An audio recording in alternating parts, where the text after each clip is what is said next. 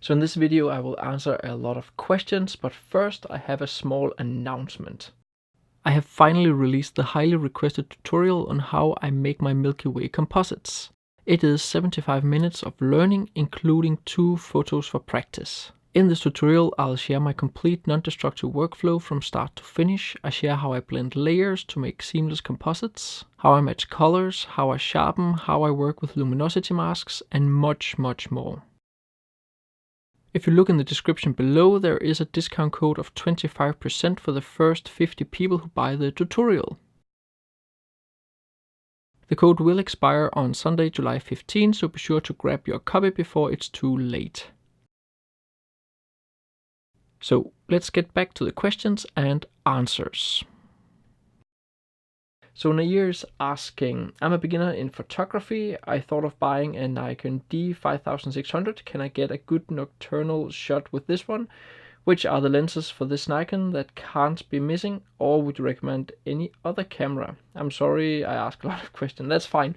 So the Nikon D5600, I have no experience with Nikon at all. In general, for night photography, most of the newer cameras since 2012, 2013 are pretty good. It's mostly about the lenses. You need a fast lens, which means you need a lens with an aperture of 2.8 or lower.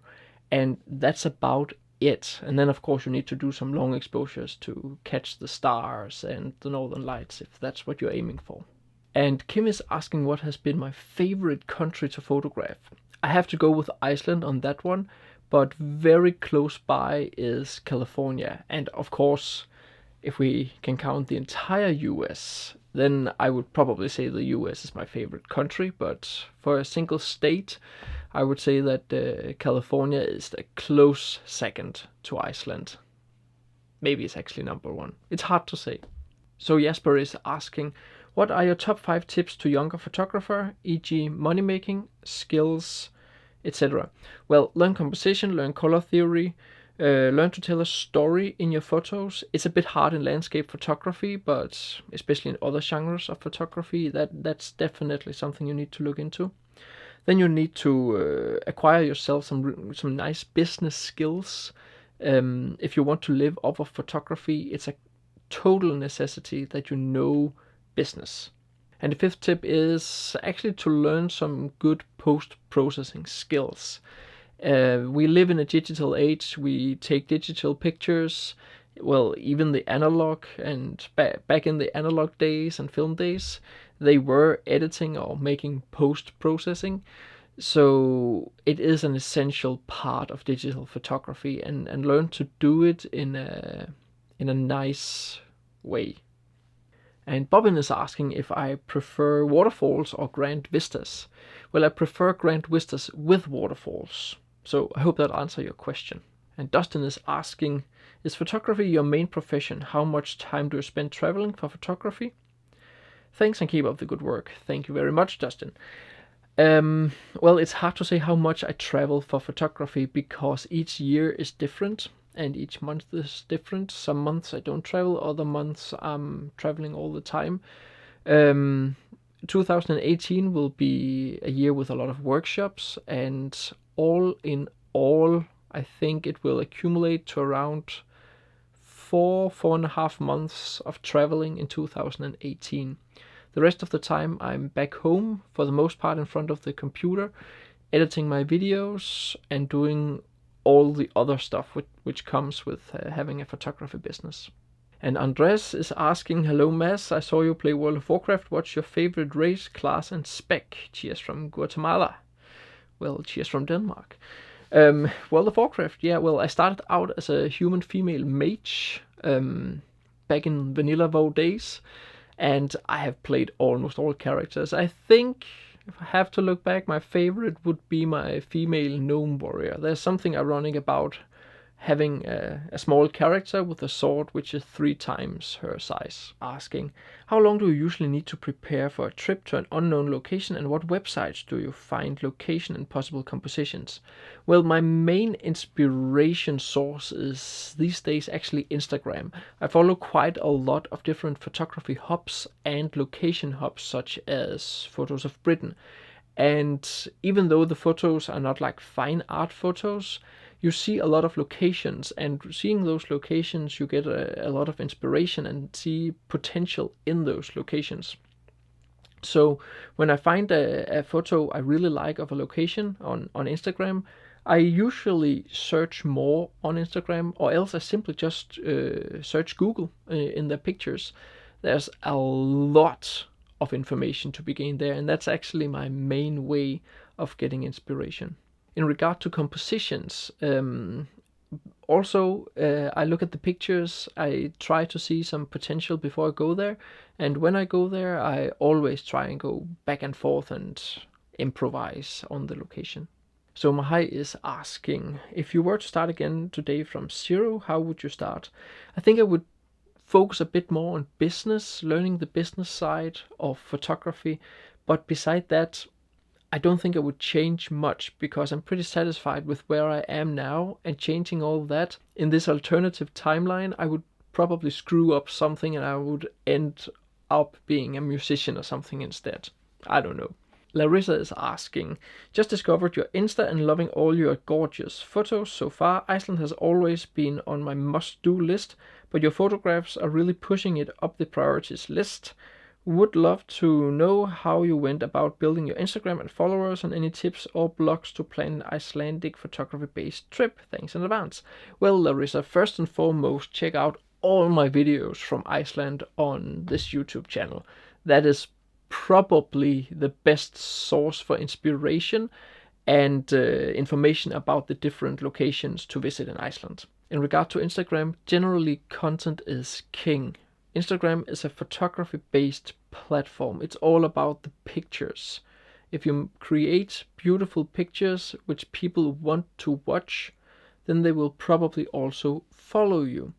So you have to think about what do people want.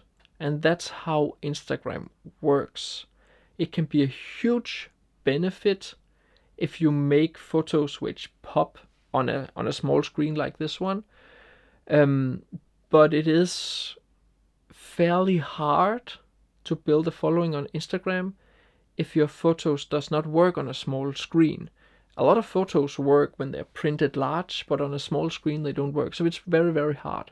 And then use the right hashtags. Use a few location hashtags, and use hashtags which get you featured in different photography hubs. That's about it. It is still a lot about the hashtags. If you use the right hashtags, then people will probably find you and follow you if you have something they want to look at. So Philip is asking, what's your photography idol and where do you get your inspiration? Well, Ted Gore, Michael Shane Bloom, Ryan Dyer, and a French photographer called Alexandre Duchemin. I'm sorry, I don't know how to pronounce them. Those 4 are probably my favorite photographers for now. And Daniel is asking, which camera and lens do you use for landscape? Well, definitely check out what's in my camera back video. I will link to it, I think it's up here. And my gear haven't really changed much since then. I also use now a DJI Mavic Pro Platinum, and I am changing to my Sony a7R III, but I don't have any native lenses yet, so I use an adapter with my Canon gear. And Tetsu is asking, what's the best month to go to Iceland in summer? Well, that's actually hard to answer for me, because I've only been there in June. If you want light all day long, also during night, it's June, obviously. I have no clue how July is. I think it's about the same as June. When we come to August, there will be more night, so you will have a better chance of seeing the northern lights in the very late hours. Also, the highlands are more open in July and August, so if you want to get in there, that's definitely in August you want to go then. So I think it's something like that. Mikkel is asking, what's your favorite beer? Well, that's the Kronenbourg 1664 Blanc. It's important it's the blank version, I don't like the other one. And Sophie is asking, what question would you most like to be asked, and what is the answer to that question?